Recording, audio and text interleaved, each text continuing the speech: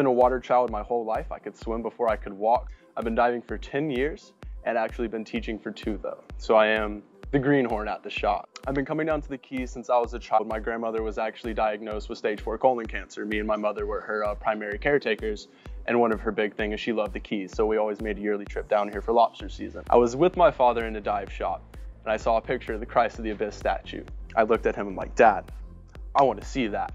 A couple years down the road, she comes in on Christmas, says, Jared, guess what you get? You're getting certified with your father.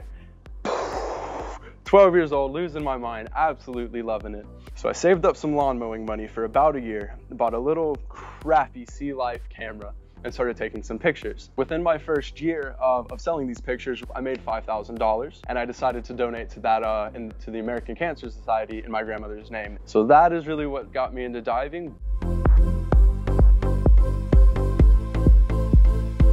So I graduated at 17 years of age from Bartow High School. I walked across the stage, and 3 days after that, I started my first term as a freshman at Florida Atlantic University in Boca Raton, Florida. Decided to take a step back, let's get some maturity under the belt, let's get some money under the belt as well. But what can I do that I enjoy? I'm not gonna wake up every day and hate my job and not look forward to going and actually working at it. I had a really good friend say, dude, if you don't do something with the diving, you're wasting your talent. And it just hit me like a train wreck. Decided to come work at Sea Dwellers and I'm much happier about it. It's wonderful.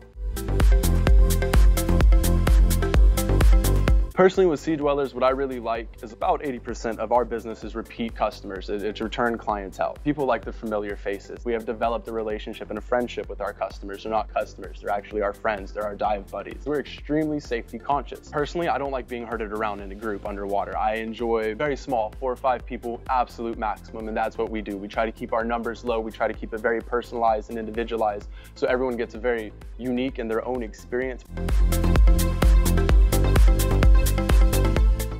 Oh, that's a hard one. There's so many wonderful places in this world to go dive. The first one I would like to go see is Truck Lagoon. It was a World War II naval base and it collapsed and it has been underwater for a very long period of time at this point. Definitely want to see that one before they shut it down. That is my #1 priority.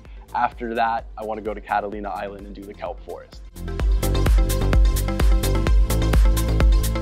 Everyone has their own unique and individual switch, I call it. They have to flip in their mind with that little bit of hesitation with the water. Naturally, as human beings, our mind tells us we're under the surface of the water, we're not supposed to breathe. One of my main things I like to do with them is in the pool session, I'll have them place the regulator in their mouth with no mask on and put their face solely in the water, completely concealing the entirement of their face, without even realizing it, that it's enforcing correct breathing patterns. My main thing I tell them though, as long as you can feel those bite tabs in between your teeth, keep that in the back of your head that you can breathe at all times. You will always have an air supply. You're here to get the training to understand and learn what to do and not to panic so you can handle that situation underwater like a competent diver.